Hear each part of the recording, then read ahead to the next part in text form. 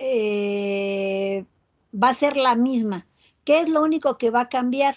Pues la geometría, ¿sí? Entonces, para el circular, bueno, pues ya toman ustedes, hacen los cálculos como lo hicimos, pero sí les va a dar altura y área, van a ser lo mismo. Lo que cambia es el cómo hacemos la distribución del área. En el circular, pues no hay problemas en el cálculo del diámetro, y pues ya con eso pueden hacer su cálculo de velocidad y todo lo demás que requieran.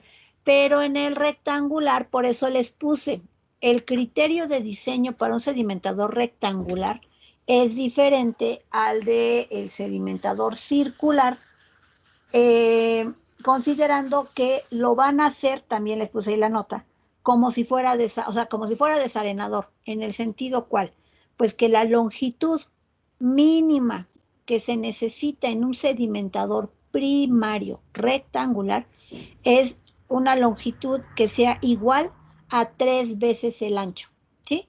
Ya con eso ustedes pueden despejar, sacar ahí cuánto va a ser el ancho, y ya con el ancho multiplicándolo por 3 sacan cuánto es la longitud, ¿sí?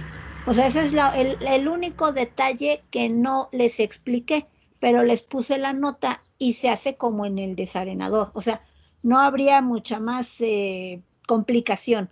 ¿La velocidad cuál es? Pues la que ya habíamos dicho, la que ya que tenemos la altura y el ancho, calculo el área de la sección transversal, y con el área de la sección transversal calculamos la velocidad. ¿Sí queda? Sí, profesora. Gracias. Bueno, ¿alguien más que tenga dudas?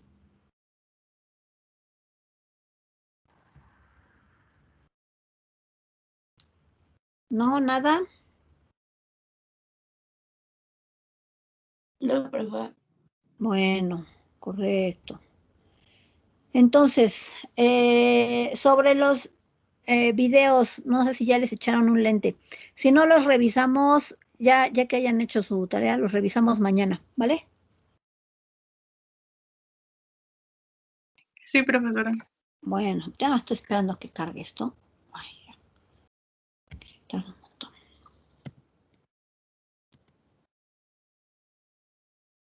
Bueno, entonces, ya nada más para cerrar la parte que corresponde a sedimentación.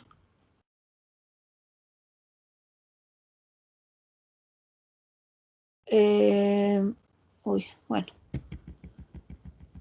para cerrar esta parte de sedimentación, ya hicimos un sedimentador primario, ¿sí? Entonces, vamos a proceder a hacer lo que correspondería a un sedimentador secundario.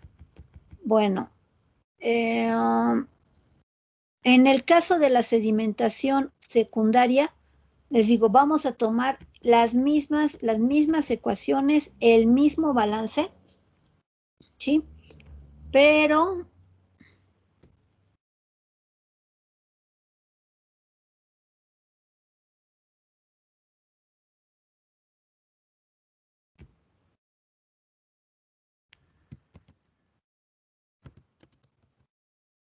un segundo.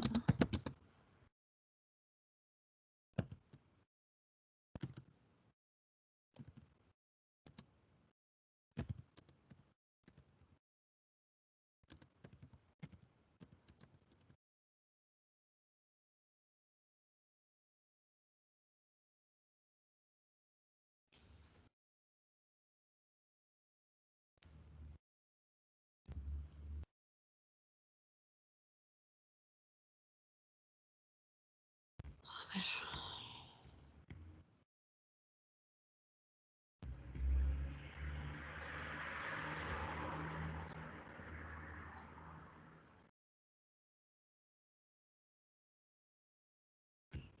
Bueno, entonces, quedamos para un sedimentador primario. La parte fundamental es que yo establezco la eficiencia que voy a querer en mi sedimentador. Y a partir de la eficiencia y de nuestra curva de producción de lodos, podemos conocer XE y XU, ¿sí? Pero cuando nosotros estamos hablando de un sedimentador secundario, Este sedimentador va después del reactor biológico, ¿sí? Después. Entonces, como va después del reactor biológico, bueno, ya les había puesto por aquí las fotitos, que tenemos el reactor biológico y enseguida del reactor biológico viene el sedimentador secundario. La estructura, el funcionamiento es el mismo. ¿Qué era lo que iba a cambiar? Bueno, esa parte del balance de hasta dónde quiero llevar a cabo la remoción de la materia que está entrando. Entonces, ya nada más la foto era para que se acordara. Si nosotros vamos a tener que en este sedimentador, que es el secundario, va a estar entrando el agua del reactor biológico, la concentración de sólidos que vamos a tener en el afluente es muchas veces mayor, al menos entre alrededor de 10 veces mayor de lo que tenemos en un sedimentador primario, ¿sí? En el sedimentador primario, pues entramos para el ejercicio que resolvimos con 430 miligramos por litro. Aquí estaríamos entrando con alrededor de 3.000, entre 2.500 y 3.500 miligramos por litro. Entonces, esa concentración que nosotros vamos a estar ingresando aquí, bueno, pues va a tener que ser retenida dentro del sistema y a la salida, ya lo que sale del sedimentador secundario va a irse ya al sistema de desinfección. Entonces, para la desinfección no debo de tener sólidos. Ya vamos a ver cuáles son los requerimientos para los diferentes sistemas de desinfección. Si yo salgo con un alto contenido de sólidos del sedimentador, si yo utilizo un sistema de desinfección en el que se lleve a cabo una oxidación, como sería el caso de la cloración o de la ozonación, vamos a necesitar un alto contenido, una alta concentración de nuestro oxidante para oxidar la materia orgánica que viene de los sólidos, más la desinfección propiamente, que es la destrucción de las membranas de los microorganismos. Entonces, eso va a tener una demanda muy elevada de nuestro oxidante. Lo ideal es que del sedimentador pues saliéramos con sólidos cero, lo que tampoco es posible. Entonces, tenemos que ver que salgamos con la menor concentración de sólidos. Y esa concentración va a estar dada, si lo que sigue es la desinfección, por la norma correspondiente, dependiendo del agua para qué vaya a ser utilizada o dónde vaya a ser descargada. Si el agua va a ser para reutilizarse, bueno, pues esa agua, ¿con qué norma deberá de cumplir? Con la 003. Con la 003. Y si vamos a descargar a un cuerpo de agua natural, un lago, un río, y no estamos pensando en la reutilización, digamos, así como en el caso de la 003, que sea con contacto directo o indirecto, ¿con qué norma deberá estar cumpliendo?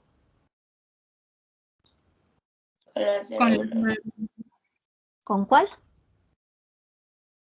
Hablaron de forma simultánea, muchachas, y ya no entendía ninguna de las dos. Con la 01. A la 01, ¿sí?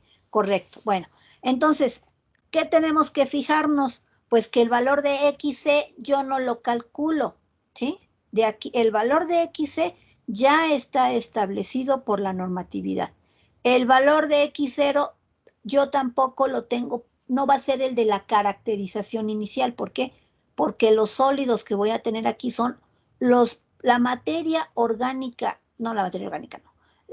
Los microorganismos que nosotros generamos en el proceso biológico, ¿sí? Entonces, esos sólidos suspendidos que nosotros generamos en el proceso biológico son los que van a entrar y son los que tengo que eliminar. Entonces, el sedimentador secundario tiene una concentración de sólidos muchísimo mayor a la que podemos encontrar en un sedimentador primario. Por lo tanto, la purga de lodos es mayor. ¿Sí queda claro esto? Sí, profesora. Sí, profesora. Bueno, entonces, para poder resolver un ejercicio de dimensionamiento, pues también se parte de la prueba de tratabilidad para sedimentadores secundarios. Y en el caso de un sedimentador secundario, yo no sé en qué momento ocurrió, que no sé si no les puse esas diapositivas o qué pasó, pero bueno, a ver. En un sedimentador secundario, no, porque todo esto es del primario. Bueno, no sé qué pasó, la verdad. Yo les había puesto la presentación completa y me falta un pedacito, porque aquí les pongo la prueba de tratabilidad del primario, pero bueno, miren, me voy a ir al ramalo para que les pueda yo poner el dibujo de la prueba de tratabilidad de sedimentación zonal y entiendan qué parámetros son los que cambian, porque sí, aquí son todas las fotos. Y bueno, ya les hago un anexo de esta presentación, porque les digo la verdad, no sé qué pasó. Bueno, a ver, veamos.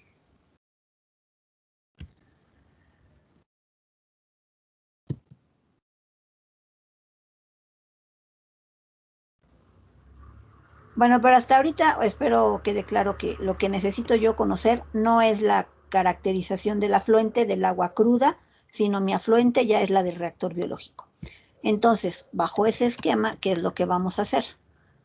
Bueno, en el sedimentador secundario, de acuerdo a lo que les acabo de comentar, la concentración de sólidos viene del reactor biológico. ¿Y por qué se va a flotación? Si estoy en sedimentación.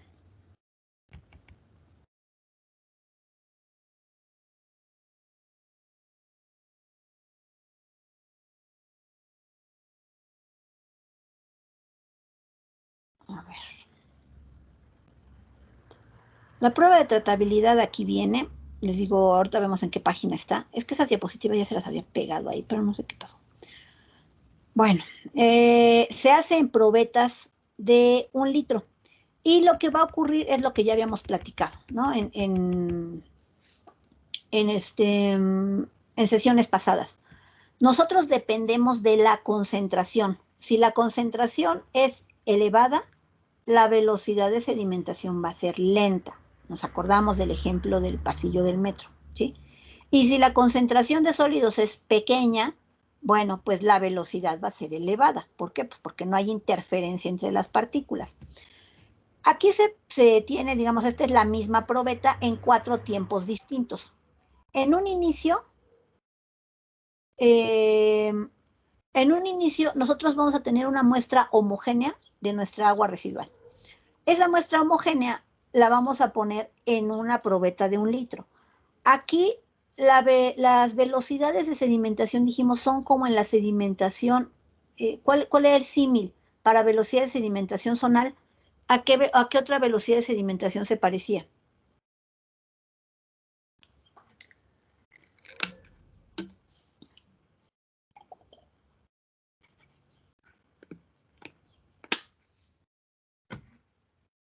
¿A cuál se parecía?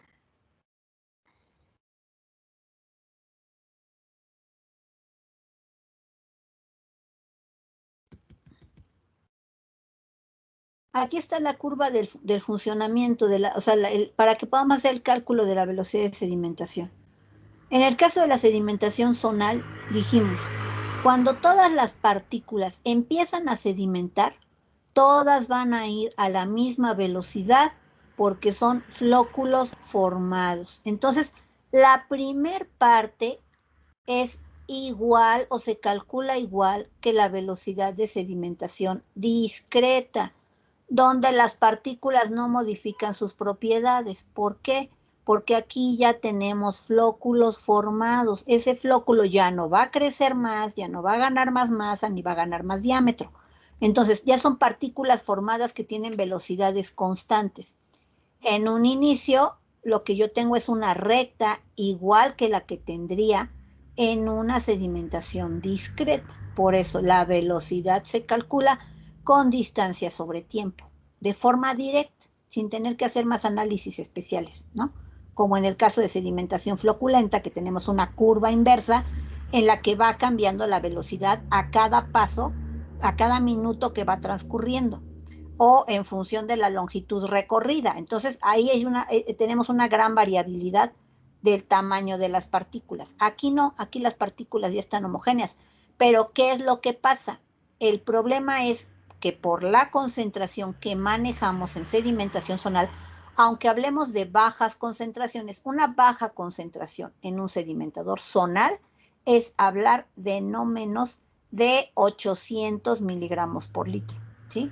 No voy a tener menos de 800 miligramos por litro de concentración de sólidos.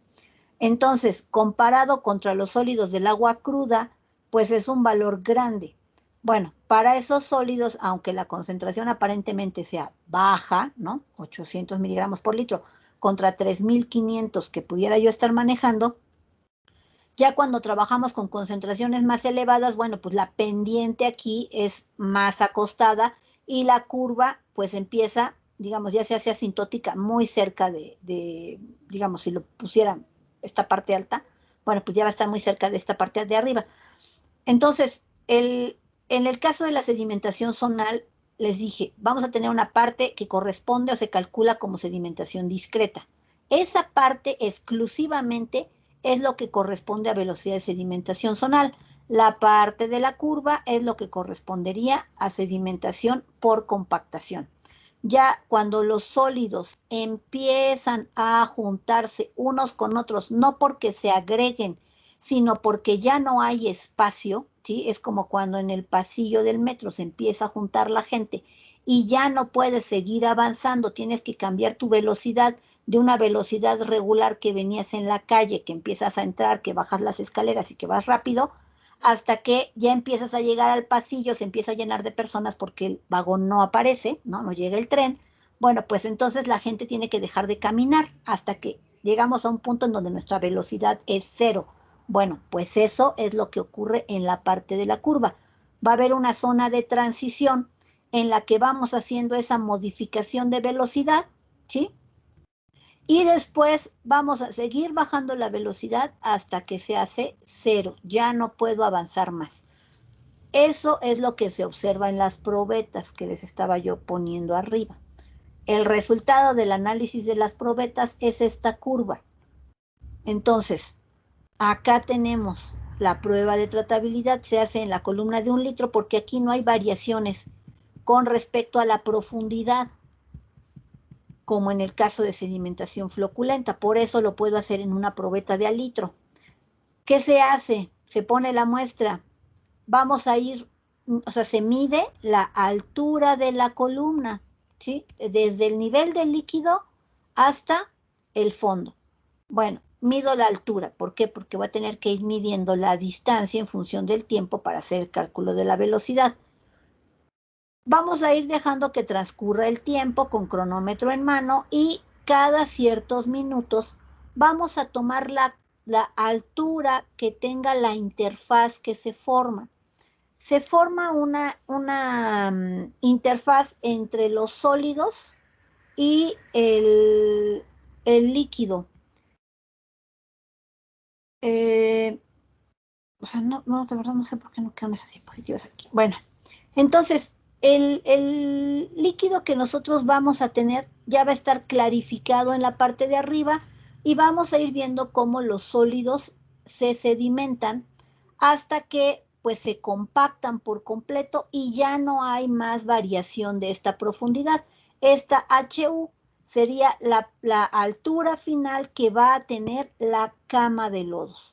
Esto que tenemos aquí abajo se llama cama de lodos, es el paquete de lodo sedimentado que ya no va a, en este caso, en el punto final, ya no va a tener una compactación mayor. De HC a HU es lo que los lodos se van a ir compactando. Nosotros vamos a ir viendo cómo crece la zona clarificada y cómo va compactándose la parte que corresponde a los lodos hasta que alcanza una profundidad, una altura de la cama que ya no varía. Ese es el punto final de la sedimentación, cuando ya no hay variación. Esto se va trasladando, bueno, las lecturas que voy tomando de profundidades, pues las voy acomodando en una tabla y de la tabla voy a construir esta gráfica. ¿Qué voy a tener en la tabla? Tiempos y profundidades, ¿sí? Entonces, al tiempo 1 Bueno, pues voy a tener que la altura de la probeta pues va a ser de 1000 porque son 1000 mililitros. Aquí a estas alturas, por fines prácticos, tomamos las lecturas en mililitros porque así viene la graduación de la probeta, pero con una super regla de 3, ¿no? Yo sé que los 1000 mililitros que mide mi probeta corresponden en profundidad a una altura de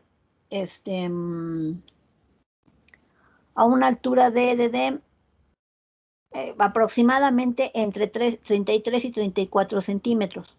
Ya depende de la marca de la probeta, de si está más, ligeramente más, el diámetro es más grande o más pequeño. Bueno, va a variar esa altura, pero normalmente entre 32 y 34 centímetros es la altura que corresponde a 1000 mililitros. Bueno, para fines prácticos yo voy tomando en función del tiempo la altura en mililitros, pues yo sé que al tiempo cero tengo 1000 mililitros porque no se ve ninguna interfaz. Y conforme va transcurriendo el tiempo, bueno, pues vamos observando cómo va bajando la concentración, bueno, no la concentración, sino los sólidos, el paquete de lodos, cómo se va a ir, cómo va a ir sedimentando hasta que la velocidad empieza a hacerse lenta, ¿sí? Si yo aquí, digamos, por cada minuto tenía que bajaban 50 mililitros o 40 mililitros la altura en la probeta, esa diferencia que nosotros vamos observando de alturas que se mantenía constante para cada minuto, llega a este punto en el que ya empieza a hacerse más lento, recorro menos distancia en el mismo tiempo, ¿sí? Y cada vez recorro menos distancia en el mismo tiempo hasta que ya no recorro ninguna distancia, ¿no? Bueno, así es como se grafica esto. Aquí viene un ejemplo de una captura de datos para una columna. Entonces, en fin, yo venía antes. No debe de venir por aquí.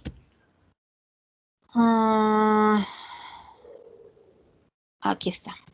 Bueno, esta es el cómo vamos tomando los datos para esa prueba, ¿sí? Entonces aquí se tiene el tiempo en minutos, la altura de la interfaz en mililitros.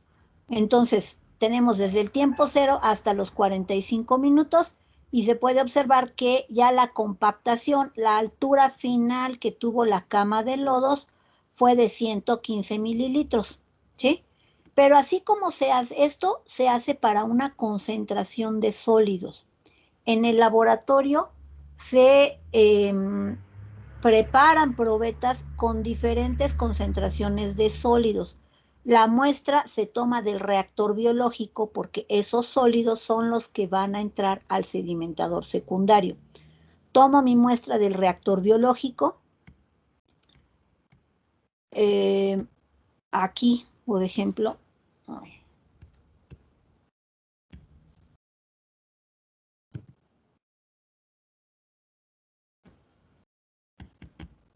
la muestra la tomaríamos del reactor, que es lo que va a entrar. Entonces, el reactor, sí, o sea, ahorita les voy a poner foto más para que vean. Es así, lo que nosotros observamos es como si fuera Chocomilk, ¿no? O sea, así se ve. Bueno, este es el espesador. Pero el reactor se ve el agua así como esta que se muestra aquí, ¿sí? Se ve como si fuera un Chocomilk espumoso. De ahí tomamos la muestra. Para que los sólidos, el sistema de lodos activados, que este es el sistema que tiene este reactor biológico, para que estos lodos activados se vean así, la concentración de sólidos se vea homogénea, el aire que estamos suministrando al sistema, porque este es un proceso aerobio, ese aire que estamos suministrando tiene dos funciones importantes. La primera y la primordial es que los microorganismos tengan el oxígeno suficiente para poder llevar a cabo los procesos de oxidación de la materia orgánica. Esa es lo fundamental. Pero la otra función importante que tiene la aireación es mantener a los microorganismos en suspensión. Yo no sé si ustedes en microbiología les hayan mostrado fotos de cómo se ven, por ejemplo, los tubos de cultivo, o no sé si alguien sí la llevó en vivo, directo y a todo color, que cuando tienen ustedes sus cultivos en tubo, para poder leer cuántos microorganismos se han producido cuando ustedes hacen alguna cinética de algún tipo de cultivo que se hace en tubo, si les mostraron algún video de cómo se lleva a cabo ese proceso. Nada más es con la turbiedad, ¿no, profesora? Se mide la turbiedad del que tanto haya crecido en ese caldo Ajá, de cultivo, que si hay burbujas y si existe turbiedad en el tubo. Ahí es como uno se da cuenta cuando existe ajá, pero crecimiento. no vieron, o sea, no les mostraron alguna imagen de cómo se ven los tubos físicamente. Yo sí lo vi en vivo en el laboratorio. Ok, entonces a ver, platíquele a sus compañeros cómo se ve. Se ¿Qué ve pasa con como los microorganismos que crecieron? ¿A dónde se van? a la superficie porque es la mayoría, bueno, una parte necesita oxígeno para llevar a cabo su crecimiento, entonces la mayor parte se va a la parte de arriba del tubo y ahí es donde se nota más el crecimiento microbiológico. Bueno, pues no sé cómo, entonces, ¿qué hicieron o qué tipo de prueba era? Normalmente cuando uno trabaja en tubos con caldos de cultivo, los microorganismos se van al fondo, porque tienen masa, peso, son más densos que el agua, están sujetos a la gravedad y se van al fondo. Hay que resuspender el tubo para que podamos observar, digamos, hay tubos que tienen una cama mayor o menor de microorganismos generados. Entonces hay que resuspenderlos para poder tomar la lectura de turbiedad y saber correlacionar la turbiedad con la producción de microorganismos o el crecimiento que tuvimos en los microorganismos y a través de eso, bueno, pues se grafica y se obtienen las cinéticas de crecimiento microbiano. Lo mismísimo ocurre, pero de forma magnificada, macro, en un reactor biológico. Si yo dejo de airear en el sistema, por eso es que en el sedimentador los sólidos biológicos, los que vienen del reactor, sedimentan y podemos ver la diferencia entre el clarificador y el reactor. La misma agua que sale de aquí es la que está entrando acá. Lo que pasa es que en el centro, les había dicho yo, si nosotros nos acercamos a la parte central de nuestro sedimentador, podemos ver aquí los lodos biológicos, porque aquí es donde está entrando el agua, entra el flujo a un área pequeña, tiene una mayor velocidad y aquí hay turbulencia. Aquí yo puedo observar los lodos biológicos que están ingresando. Pero en cuanto pasan la mampara y empiezan a hacer su recorrido hacia la periferia, ya no hay condiciones de mezclado, ya no hay nada que genere turbulencia en el sistema y por lo tanto los sólidos que estaban suspendidos dejan de tener agente externo que los ayudaba a mantenerlos en suspensión. Entonces, aquí ya no tengo esas condiciones y por lo tanto los sólidos tienen masa, peso, están sujetos a la gravedad y sedimentan, ¿sí? Aquí no van a sedimentar nunca. ¿Por qué? Porque los mantengo en suspensión gracias al mezclado que también me proporciona la aireación, ¿sí? Entonces, los sistemas biológicos, cuando no son aireados, por ejemplo, son anaerobios, hay reactores a los que se les ponen mezcladores adentro, ¿sí? Llevan unas turbinas, unos mezcladores al interior para mantener la suspensión, porque en un reactor anaerobio el sistema debe de estar cerrado y no debe de estar en contacto con el aire. Entonces, si yo mantengo ese sistema sin aireación, sin ese mezclado, pues tengo que proporcionarle el mezclado de alguna otra manera. Entonces el mezclado se lleva a cabo de forma mecánica para que no haya interferencia por el aire, ¿no? Entonces, bueno, esa parte quiero que la entiendan muy bien porque los sólidos van a sedimentar, ¿sí? En este caso son consorcios microbianos, pero esos microorganismos son más densos que el agua y por lo tanto sedimentan, que para eso diseñamos nosotros un sedimentador. Entonces hay varias cosas que tenemos que tomar en cuenta cuando se lleva a cabo este proceso. La sedimentación nosotros podemos verla a través de la curva de sedimentación y para generar esa curva, bueno, pues eso es lo que se hace. Se va tomando en función del tiempo la altura de la interfaz. Les voy a poner ahorita otra presentación en donde tengo las fotos que deberían de venir en esta y que no sé por qué no están o si pegué la presentación equivocada. Pero si fue así, pues ya nada más les digo, les pego las diapositivas que les faltan. Bueno, entonces, mientras busco la presentación, ¿qué es lo que vamos a ir haciendo? Ya para hacer el dimensionamiento, pues nuestros datos van a ser X0, va a ser la concentración de sólidos suspendidos que tengamos en el reactor. Q0, ¿qué será? ¿Cuál va a ser el Q0 de mi sedimentador secundario? El caudal que sale del reactor biológico. El reactor que sale del reactor biológico. Bueno, ese va a ser mi Q0. XE, ¿qué dijimos que va a ser?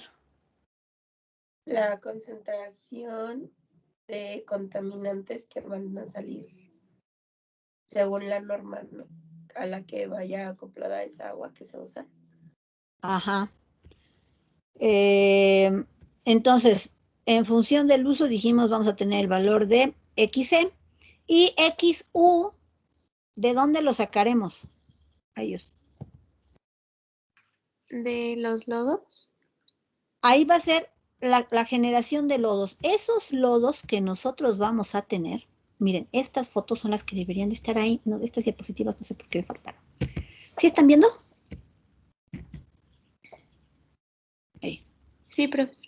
Sí, A ver, profesor. les digo, voy a abrir ahorita esta nada más para... Y ahorita les pego esas que faltaron ahí. Pero bueno, si no pueden checar el libro, viene ahí en esas páginas, alrededor de las 150. Pero bueno, esta presentación la hice para un curso que di en otra parte. Bueno. Aquí viene lo que les digo del ejemplín, les pego estas por ahí. El punto es que así es como se observan físicamente las columnas, ¿sí? Tenemos al tiempo cero, se ve completamente homogénea la muestra, ¿sí? Y conforme va transcurriendo el tiempo, bueno, pues podemos ir viendo cómo esa interfaz, esto es lo que se llama interfaz, esa línea que nos separa el líquido clarificado del paquete de lodos, ¿sí? Entonces, para que no se lo imaginen, bueno, ya lo vemos aquí en una foto, voy tomando tiempo y a los diferentes tiempos voy tomando la lectura de los mililitros, después yo hago mi regla de 3, yo sé que 1000 mililitros son a 30 centímetros, entonces los 100, 150 mililitros, 300, los que voy leyendo, pues a qué profundidad corresponden. Y pues ya generamos nuestra gráfica, pero ahora sí la distancia en metros, ¿sí?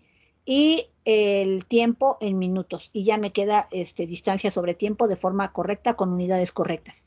Entonces, es lo que yo quería mostrarles aquí nada más, las fotos, ¿sí? Para que ustedes puedan entender qué es lo que sucede. Yo no le pongo agitación al sistema, los sólidos van a sedimentar. Y si los sólidos sedimentan, ya no hay, digamos, posibilidad. Si esto yo lo tuviera en el reactor biológico, ya no hay posibilidad que los microorganismos que se encuentran hasta abajo tengan un correcto proceso de el agua, los contaminantes no van a ser difundidos de forma correcta hacia donde están los microorganismos y los microorganismos aerobios se empiezan a morir y los anaerobios empiezan a tener una función, una actividad más importante hasta que empiezan a tener generación ya de gases y los sólidos flotan.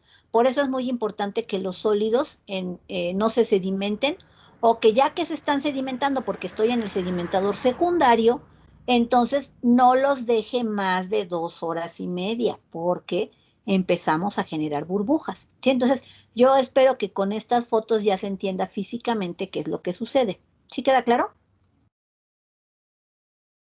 Sí, profesora. Bueno, entonces, ¿la prueba de tratabilidad en qué consistió? Ay, bueno, aquí vienen las curvas para las diferentes concentraciones, viene la prueba de tratabilidad. Aquí viene el ejemplo, ¿no? Esto es una sola curva con una sola concentración.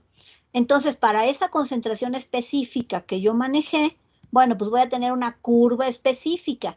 Pero lo que les digo es que cuando yo hago la prueba de tratabilidad, preparo 8 probetas al menos, ¿sí? Al menos 8 probetas. Y cada una de las probetas va a tener una concentración distinta. ¿Cómo le hago? Si toda el agua viene del reactor biológico, ¿cómo le hago para tener 8 concentraciones distintas? Bueno, pues vamos a dejar que los sólidos se sedimenten, ¿sí? Voy a ir con mi bidón, voy a tomar mi muestra, relleno un recipiente grande, ya no va a tener aireación, voy a dejar que los sólidos se sedimenten, voy a observar mi recipiente así como esto. En la parte de arriba voy a tener un líquido clarificado, en la parte de abajo voy a tener los lodos concentrados. Bueno, pues vamos a tomar lodos concentrados y voy a poner en cada una de las probetas que voy a trabajar. En una le pongo 100 mililitros de lodos, a la otra le pongo 200, a la otra le pongo 300, ¿sí? Vamos a ir poniendo diferentes volúmenes de lodo concentrado a cada una de las probetas. Entonces voy a preparar al menos 8 probetas con concentraciones diferentes. ¿Y por qué ya me va a quedar una concentración diferente? Porque el volumen de lodos que estaba, digamos, ya compactado, se lo puse a cada una de las probetas, un volumen distinto, y voy a completar el litro que tengo en las probetas con el sobrenadante, ¿sí? El sobrenadante que le quité yo a mi recipiente, con ese sobrenadante vamos a rellenar todas las probetas, se mezclan, ¿sí? Y ya tomo tiempo cero y para cada una de las probetas voy a tener una curva diferente. ¿Por qué? Porque la concentración de cada una de las curvas es diferente. Entonces, ¿qué es lo que hacemos? A cada una de las probetas vamos a tomar una muestra y a esa muestra le vamos a hacer la determinación de sólidos suspendidos, ¿sí? Entonces aquí se puede observar que para cada una de las probetas que en este ejercicio se resolvieron, que son 11 probetas, bueno, cada una de las probetas tuvo una concentración diferente, se prepararon así como les acabo de mencionar, y la que viene en el ejemplo es solamente la curva que corresponde a la concentración de 3.533 miligramos por litro, que es la curva 4, ¿sí? Pero así como se hizo para la curva 4, de estar tomando las alturas en función del tiempo, que es la curva que ahí viene, especificada en este ejemplo, ¿sí?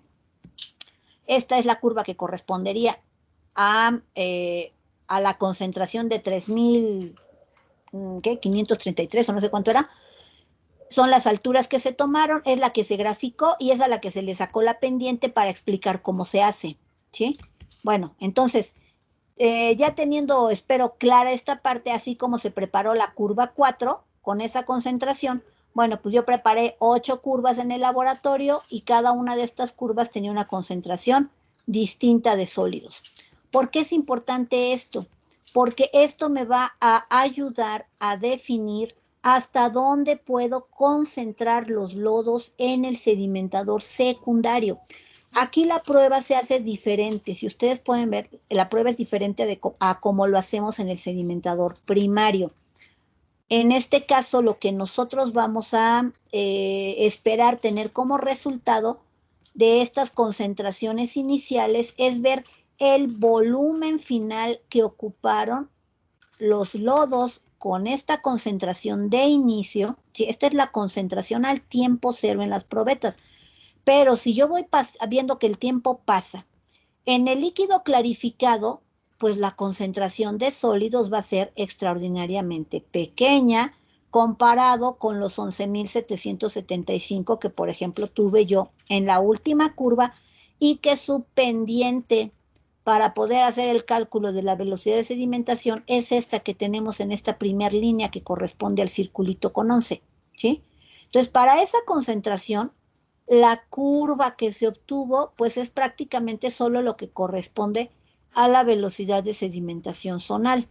y donde sí ya podemos ver el cambio, ¿sí? La zona de transición entre zonal y compactación es a partir de la curva 8, que se puede ver ya con claridad. Digo, aquí están marcadas, en la 9 empieza a verse la línea punteada de la trayectoria recta, ¿sí? Si siguiéramos con la misma velocidad, pero la experimental es la que viene marcada con la línea continua. Entonces, ¿cuáles son en las que sí podemos apreciar el cómo va cambiando o dónde está nuestra zona de transición entre zonal y compactación? A partir de la curva 8 ya podemos ir distinguiendo lo que corresponde a la recta y lo que corresponde a la curva de transición. Bueno, entonces la curva 4, que es la que yo marqué aquí con rojo, es la del ejemplo, ¿sí? La que está aquí, que son 3.533 miligramos por litro. No sé si esto les queda claro. O sea que la curva que se va a elegir va a ser donde se aprecie más la zona de transición, profesora. Bueno, No, ¿no? no, es que de aquí no vamos a elegir nada. O sea, aquí lo único que les estoy indicando o que quiero que les quede claro es que dependiendo de la concentración de sólidos, la trayectoria de velocidad de las partículas es diferente, ¿sí? Y ya con el conjunto de datos de todas las curvas, lo que yo voy a obtener es un gráfico como el que les voy a poner. Ay, ya no les voy a poner aquí, no está. Espérenme, debe de estar aquí. Ah, no, no está aquí. Bueno, es que este también era un resumen porque ese curso fue muy flash. Bueno, entonces, de estos datos que nosotros tenemos aquí, me voy a regresar al ramalo, les pego las diapositivas que no vienen, les hago una chiqui presentación de sedimentación zonal para ponerles ahí toda la información compacta. De esos datos, bueno, esas mismas gráficas que están ahí son las que vienen aquí en el libro. Sí, lo único que hago es recortarlos para que les quede como que más claro. Aquí vienen esa tabla, que les puse yo, para cada curva qué concentración tienen, ¿sí? Y con esos datos armamos una tabla en la que vamos a observar esto. Tenemos el número de curva, ¿sí? La concentración que tuvo cada curva, porque cada curva de estas corresponde a una de las probetas que preparamos con un volumen de lodos distinto. Bueno, como cada una tuvo un volumen de lodos distinto, a la hora que la mezclo y tomo mi muestra para hacer mis sólidos suspendidos, esa determinación de sólidos suspendidos es lo que nosotros vaciamos aquí, ¿sí? La concentración de sólidos suspendidos que obtuvimos al mezclar el volumen de lodos con mi sobrenadante. Bueno, lo mezclamos, tomo la muestra, hago la determinación de sólidos, estos son los resultados. Entonces, cada una de las probetas tiene una concentración de sólidos medida en miligramos por litro distinta. Y las pendientes de cada una de las curvas, ¿sí? Aquí la altura de la probeta, los 1000 mililitros son a 34 centímetros o 0.34 metros, ¿sí? Entonces, la velocidad de sedimentación, bueno, pues como se calculó con la altura entre el tiempo. Entonces, esas velocidades que nosotros obtuvimos para cada una de las curvas que se pueden ver aquí, ¿sí? Cada una de estas curvas, la parte recta, se calculó la velocidad de las partes rectas y eso es lo que aparece en esta tabla de datos. ¿Sí queda claro?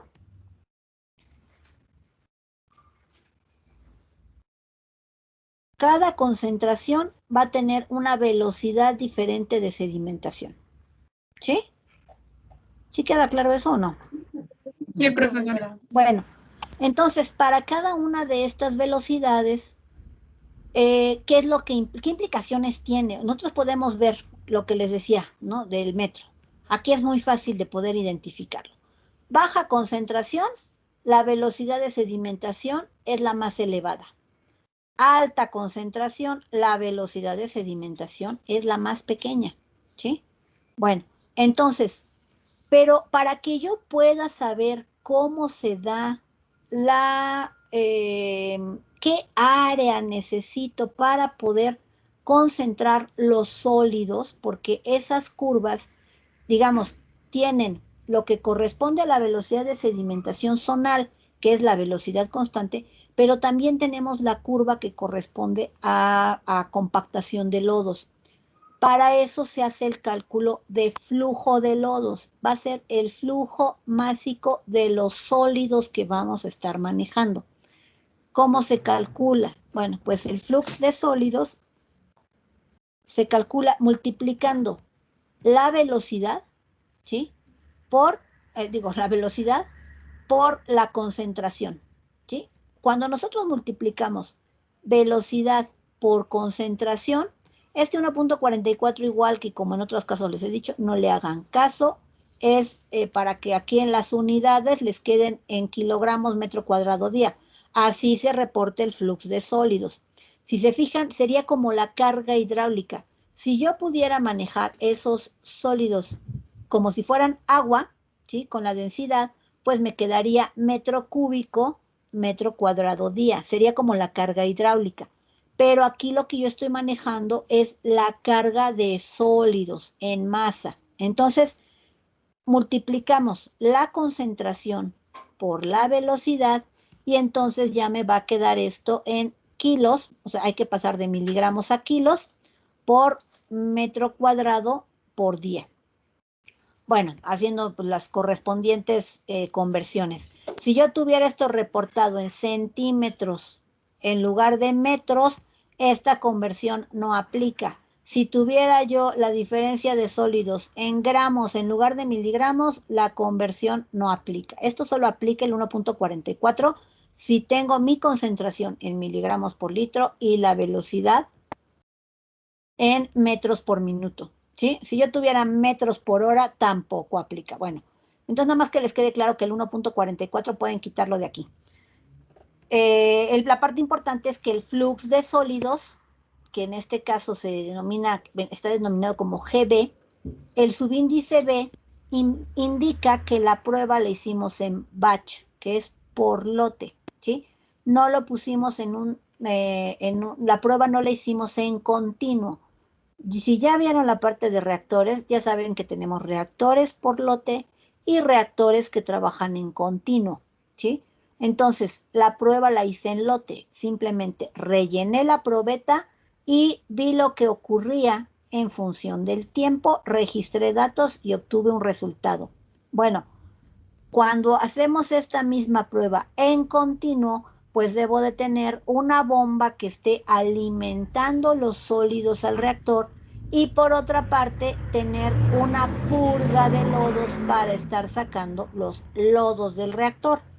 Entonces, por eso se hace la diferencia con el subíndice de G. G es el flux de sólidos y la B nos implica cómo hicimos la prueba. Si va a ser en continuo o va a ser en lote. ¿Sí? ¿Sí queda claro? Sí, profe. Si no me regreso, chiquillos. Bueno, entonces lo importante es que yo tengo que hacer cálculo del flujo de sólidos y se obtiene nada más de multiplicar esto. ¿Esto qué implica? O sea, ¿qué indica o para qué me sirve? ¿Qué voy a hacer con esos datos? Bueno, pues los vamos a graficar. Vamos a graficar el flujo de sólidos en función de la concentración. ¿Para qué me sirve esto? Para saber si yo voy a ingresar, aquí vamos a tomar el ejemplo que viene la curva 4. Si yo voy a ingresar un caudal a mi sedimentador que viene de un reactor biológico que tiene 3.533 miligramos por litro, yo sé que estos sólidos que vienen con esta concentración van a tener una velocidad de 0.019 metros por minuto, ¿sí? Y eso me genera un flujo de sólidos de 96.7. Bueno, kilos metro cuadrado día. ¿Y eso para qué me sirve? Bueno, pues cuando yo grafico el flujo de sólidos en función de la concentración, puedo saber cuál va a ser la producción de lodos bajo estas condiciones que voy a tener de operación. Entonces, la prueba que hacemos es distinta el procesamiento de datos es distinto, pero al final de cuentas, bueno, voy a obtener los datos con los que el mismo balance para el sedimentador me sirve. No tengo que hacer cambios sustanciales en la parte conceptual, o tuviera yo que hacer un balance diferente. Las mismas ecuaciones de balance que usamos para el primer sedimentador, que fue el primario, pues me van a servir para el sedimentador secundario. Bueno, cuando graficamos, aquí cada uno de los puntos, ¿sí?, que vienen aquí entre paréntesis, el 1, el 2, el 3, el 4, el 5, el 6, hasta el 11, corresponden al par concentración, flux de sólidos, ¿sí? Para el primer par, concentración, flux de sólidos, ¿qué decíamos? Que para la concentración, si me regreso a la tabla nada más para que lo ubiquen, para una concentración de 500, no me acuerdo cuántos eran, de 589 miligramos por litro, vamos a tener una velocidad de 0.051 metros por minuto, pero el flujo de sólidos, que es el resultado de la multiplicación de esto, es 43.3. Si se fijan, como voy a multiplicar un valor pequeño por una velocidad que es la más grande, vamos a ir teniendo datos que nos generan una curva. Aquí tengo una concentración grande y una velocidad pequeña. Bueno, este resultado, que es el flujo de sólidos, bueno, cuando lo graficamos, vamos a generar una curva de este estilo. En todos los sedimentadores secundarios se va a presentar esta curva, más alta, un poco más chaparrita, pero siempre es una curva así, siempre, ¿sí? Entonces, el flux de sólidos aquí viene marcado como GT en lugar de GB. GT es el flux de sólidos total y es igual al flux de sólidos de la operación en lote más la operación en continuo. Pero cuando no tengo operación en continuo, no pude evaluar en continuo, o sea, esa parte se hace, digo, el flujo de sólidos, cuando se hace el balance de los sólidos y lo hago en lote, no lo pude evaluar en continuo, esos flujos de sólidos se igualan. Y por eso es que aquí viene GT. GT es el flujo de sólidos total, ¿sí? El que nosotros graficamos o generamos fue GB, que es el de Embach, y bueno, aquí se igualan. Entonces, por eso viene GT, no les vaya a generar después ahí la duda. Pero esos valores de G que nosotros fuimos calculando se van a ir graficando en función de la concentración de sólidos. Entonces, a medida que vamos graficando, generamos esta curva, ¿sí? ¿Esta curva para qué me sirve? Bueno, para conocer la concentración de sólidos que voy a tener en la purga de lodos, ¿sí? Para eso se construye esta curva. Entonces, yo, diseñador, voy a definir hasta dónde quiero concentrar mis sólidos, hasta dónde los quiero concentrar. No es como cuando hacíamos en sedimentación floculenta, que de nuestra prueba de tratabilidad íbamos evaluando en función del tiempo cómo crecían los lodos. Aquí yo establezco hasta dónde quiero concentrar los sólidos. Si estoy entrando con una concentración de 3.533, bueno, pues yo podría pensar que quiero concentrar mis sólidos hasta 9.000, 10.000, 15.000 miligramos por litro. Bueno, de la concentración que yo defina a la que quiero concentrar los sólidos, voy a tirar una línea paralela al eje de las, paralela, tangente a la curva, ¿sí? Entonces, yo generé mi curva y voy a trazar una línea tangente, ¿sí? Entonces, esa línea tangente me va a decir cuál es el flujo de sólidos que necesito para alcanzar la concentración en los lodos. Entonces, la concentración de los lodos en el examen, pues la profesora se las da, ¿sí? Pero también, ¿qué les va a dar la profesora? Pues la tabla de donde sacan los datos para poder hacer todo el procesamiento. Entonces, les recomiendo ampliamente, revisen. Ahorita vamos a hacer el ejercicio resuelto, es muy rápido. Es el ejercicio a partir de esto que les acabo de explicar, es hacer el mismo ejercicio que hicimos para sedimentación primaria. El punto es que los datos que alimentan el balance son distintos, ¿sí? Bueno, entonces, para que les quede claro, vamos a hacer el ejercicio. Aquí, en este ejercicio, nos marcan que vamos a hacer el cálculo. Bueno, a ver, vamos a ir haciéndolo para que nos vaya quedando y ya mañana, si tienen dudas, lo revisamos nuevamente. En el enunciado del ejemplo, aquí el caudal de inicio creo que son 7,000 miligramos por litro, pero viene, creo que mal.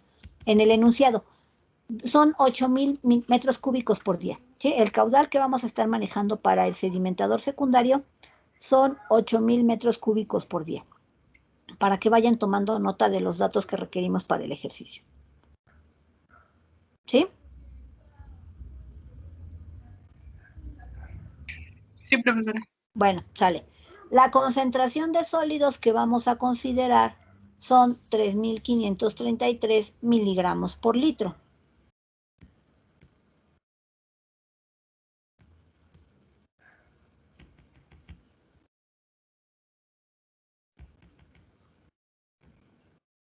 ¿Sí? Entonces, en este ejemplo se muestra un cálculo para 5,333 miligramos por litro y vamos a querer concentrar los lodos hasta 11,765, ¿no? Bueno, ¿qué es lo que viene aquí en el ejercicio resuelto? Vamos a hacer lo siguiente. Vamos a tomar una concentración de sólidos en los lodos diferente para que puedan revisar el ejercicio que viene resuelto y revisen lo que nosotros hicimos en clase. Bueno, para que podamos comparar con nuestro sedimentador primario, ¿sí? O sea, ahorita ustedes revisan el ejercicio que viene aquí por si tienen dudas. Pero vamos a tomar la misma concentración en los lodos. X0 van a ser 3,533. Pero vamos a tomar el mismo caudal que manejamos para el sedimentador primario, para que puedan ustedes comparar la concentración, el valor de XU de la purga en un sedimentador primario y el valor de XU en la purga del sedimentador secundario, ¿sí? Entonces vamos a tomar los datos que usamos para el sedimentador primario, que ya ustedes me dirán si era o no era. Son, creo que 6,000 metros cúbicos por día lo que era el caudal. Sí, sí, es esa. ¿Sí? Bueno, entonces vamos a tomar, en lugar de los 8,000, este era para el ejercicio, pero bueno, vamos a hacerlo con 6,000 metros cúbicos por día, ¿sí? Y la concentración que sale del reactor de lodos activados es de 3,533 miligramos por litro.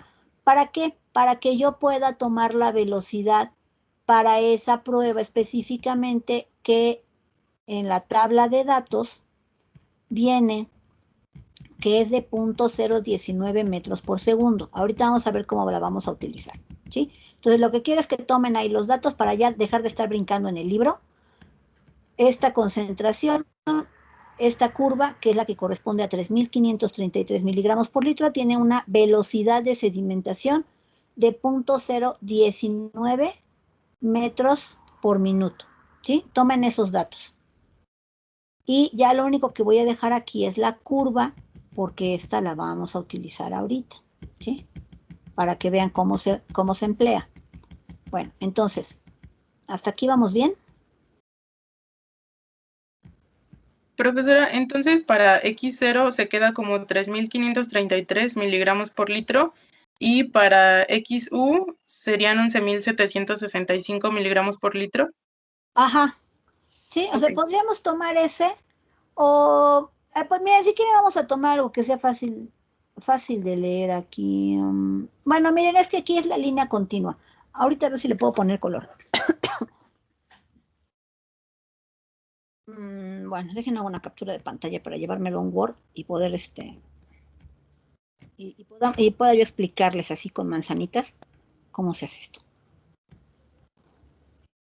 Bueno, ya con esos datos vamos a ir trabajando, o sea, ustedes vayanlo haciendo en su cuaderno, vayan haciendo su vaciado en su diagrama del balance, ¿sí? ¿Cuál diagrama de balance? Bueno, pues el que tenemos aquí en la presentación.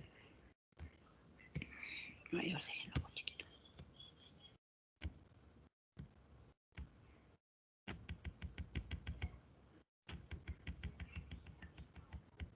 Yo creo que no se guardó porque me falta todo lo de zona, fíjense. Bueno, aquí van a guardar, van a usar este mismo balance, ¿sí? Entonces vayan haciendo aquí su vaciado de datos y pues ya me dicen qué les falta.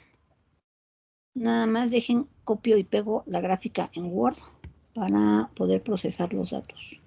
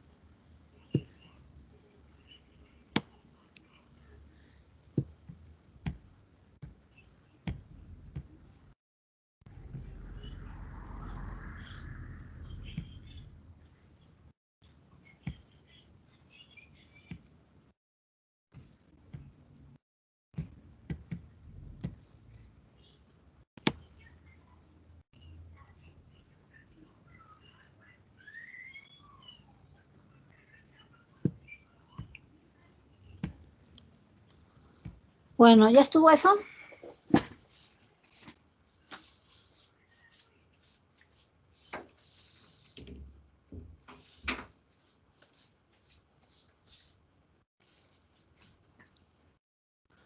¿Sí o no, chiquillos? Sí, profe. ¿Ya? Bueno, entonces, pues bueno, yéndonos a la presentación. Aquí ya tenemos Q0 iban a ser 6,000, ¿sí? X0, 3,500, ¿qué dijimos? 3,533. 33. Ajá, XU 11,000, lo que ustedes ya anotaron por ahí. ¿Qué es lo que tenemos que hacer? Bueno, ya que tenemos aquí, ya sabemos cuánto es lo que vale cada una de estas cosas, cada una de estas variables. Bueno, vamos a hacer el cálculo de QE. QE de cuánto nos queda, cuánto es el caudal que va a salir en el efluente, ya resolviendo nuestra ecuación para el cálculo de QE.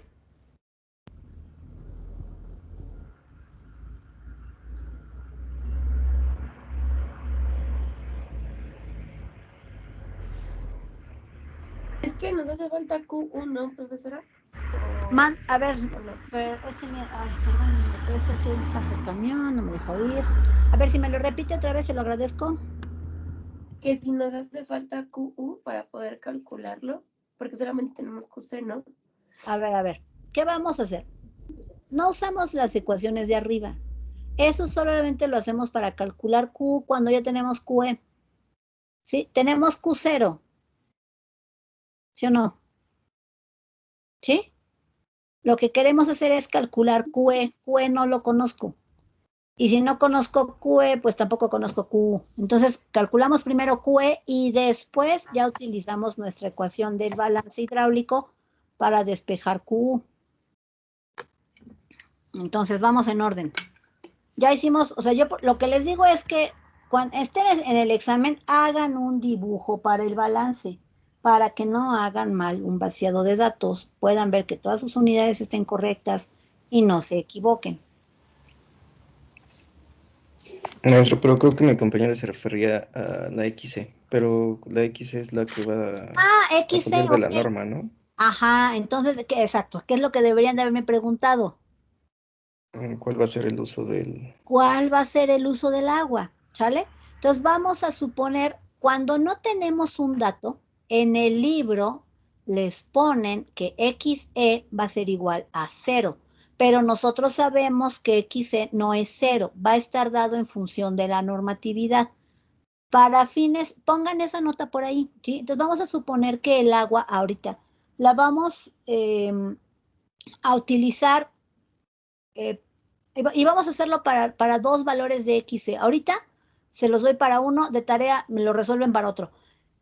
Vamos a suponer que va a ser para descarga a río, ¿sí? Con protección de vida, no, porque va a ser igual que la otra. Con descarga a río, con clasificación B, ¿sí? Ni A ni C, con clasificación B. Entonces, para ese tipo de descarga en cuerpo de agua natural, que ya les estoy diciendo que el cuerpo de agua va a tener clasificación B, pues me estoy refiriendo a que es la NOM 001 y el valor de cumplimiento, ¿cuál sería?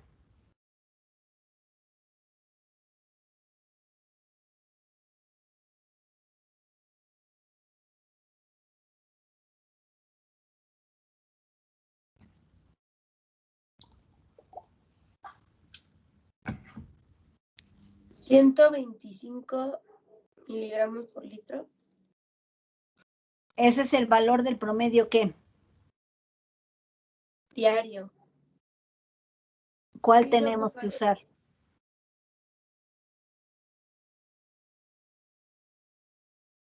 ¿El mensual? El mensual, el más pequeño, ¿cuánto es entonces? 75. 75, ¿sí? 75 va a ser mi concentración máxima de sólidos en el efluente que nosotros vamos a poder tener, entonces son 75, ¿sí? Si no les doy dato, hay de dos. Ustedes lo proponen o dicen que con fines de balance lo hacemos 0. Sí, profesora. Entonces tomen por ahí su nota. En el libro lo hacen con 0. Bueno, entonces, pero nosotros sabemos que tenemos que cumplir una normatividad y pues lo vamos a fijar ahí. Bueno, entonces ya con ese valor de XC, ahora sí haciendo nuestros cálculos espaciales, ¿de cuánto nos queda nuestro caudal? De 4225.15. 4225.15. Ok. Entonces, si nosotros vamos a tener 4225.15 en el efluente, ¿de cuánto va a ser QU?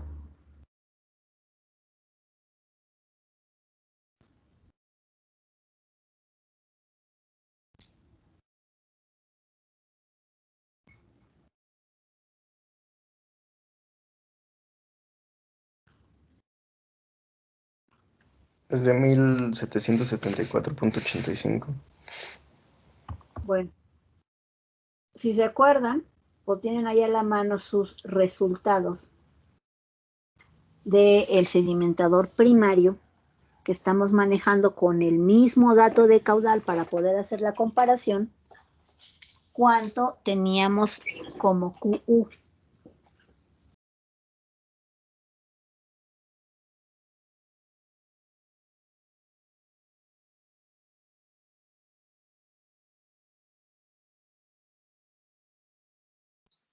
Era 104.39.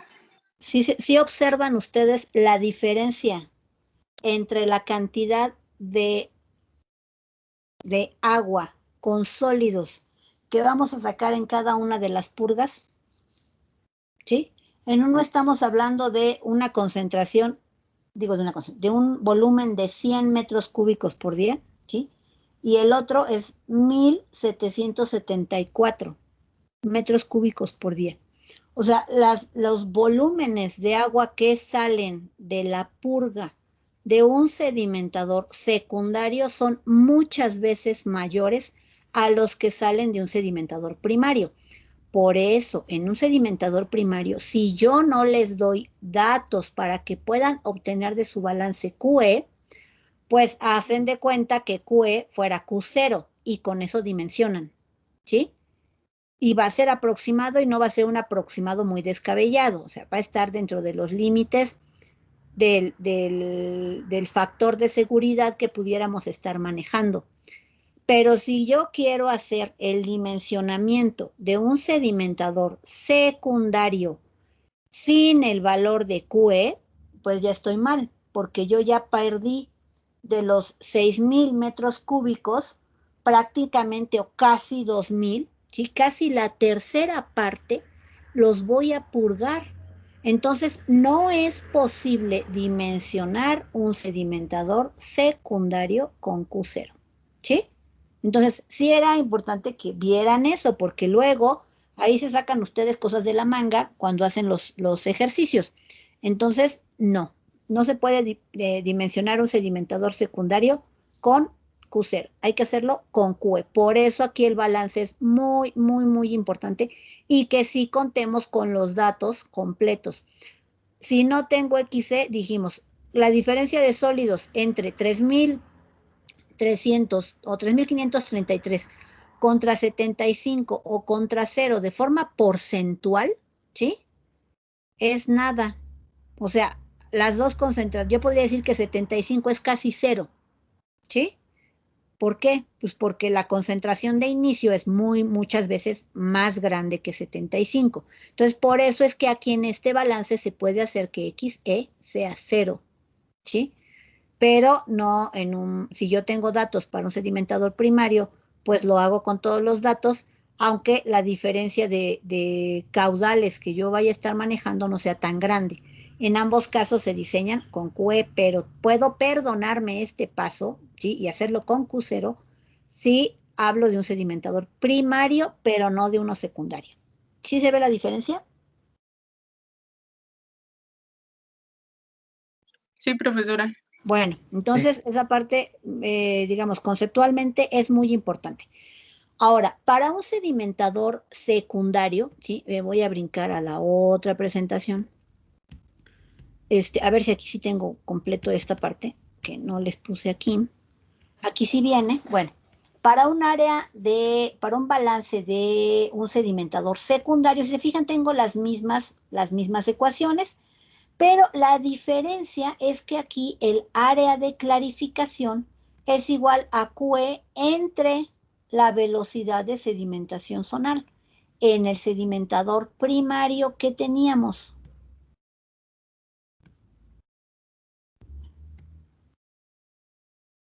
Hola, ya me perdí. ¿Qué teníamos aquí? Que el área de clarificación era igual a QE entre la carga hidráulica superficial. Al final de cuentas, la carga hidráulica superficial dijimos que es numéricamente equivalente a la velocidad de sedimentación, ¿sí? Entonces, por eso es que aquí está expresado, porque así lo van a ver en el ejercicio resuelto del libro, aquí está expresado de esta manera, ¿sí? Que el área de clarificación es igual a QE entre la velocidad de sedimentación zonal. Pero, ¿cuál es la otra diferencia sustancial en el balance de un sedimentador secundario? Que aquí hacemos el cálculo del área de espesamiento. Yo voy a tener necesidades distintas de área si mi objetivo es, digamos, o sea, para cualquier sedimentador, mi objetivo es que los sólidos no se salgan, ¿sí? Pero como aquí la producción de lodos es tan grande, ¿sí? Y yo tengo que hacer unas purgas considerables de sólidos, entonces también tengo que calcular un área adicional. O sea, calculo la de clarificación, sí, ¿cómo? Pues como ya sabemos, QE entre carga hidráulica o velocidad de sedimentación. Pero se calcula también el área que se requiere, ¿sí? ¿Cuál sería el área superficial que se necesita para espesar los lodos, para alcanzar la concentración de sólidos de XU que yo diseñador estoy estableciendo? El valor de XU yo lo defino. En el libro para el ejercicio me dijeron que son 11,000 11.765 o algo así. Pero cuando yo dimensiono, pues no me voy a valores así, o sea, le pongo 11.000, 11.200, 11.150, o sea, vamos cerrando valores, ¿no? Para que, bueno, hagamos nuestros cálculos menos complicados o más precisos. Entonces, ¿cómo calculo el área de espesamiento? El área que se necesita para compactar los lodos hasta esa concentración. Eso es lo que quiere, lo que hago yo con el área de espesamiento. Establecer cuál es el área que necesito para alcanzar la concentración de XU en la purga de sólidos. ¿Sí? Bueno, se calcula. Aquí viene como AE, es el área de espesamiento. Si se fijan, es el balance másico. Q0 por X0. ¿Qué me va a dar? Los kilos de sólidos que están entrando por unidad de tiempo, ¿sí? Al sedimentador, ¿sí? Q0 por X0, ¿qué unidades me va a dar? Pues esto lo vamos a poner en kilos porque ya no vamos a manejar miligramos. Bueno, podemos dejarlo en miligramos, pues. Dios santo. Van a ser, tengo miligramos por litro, que es la concentración, por los metros cúbicos por día. Todo lo dejamos en metros cúbicos. Bueno, ¿qué unidades me quedan ahí?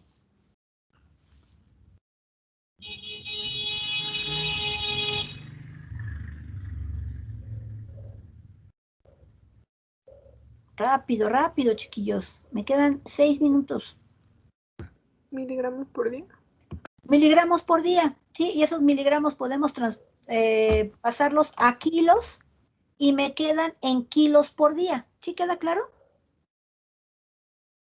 ¿Sí o no? Sí. Bueno, Sí. esa parte del flujo másico, que yo ya sé cuántos kilos por día van a estar entrando al sedimentador, lo vamos a dividir entre el flujo de sólidos, que si recuerdan, el flujo de sólidos era kilos por metro cúbico por día. Si yo tengo kilos por día y lo divido entre kilos por metro cúbico por día, kilos por metro cuadrado por día, ¿qué me queda? Metros cuadrados. Metros cuadrados. Y voy a tener el área que requiero para alcanzar la concentración de sólidos en los lodos.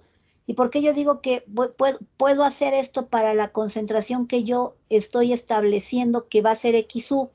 Porque el GT que nosotros vamos a utilizar va a salir de nuestro gráfico, ¿sí? Entonces, para una concentración de sólidos en los lodos de 11.675,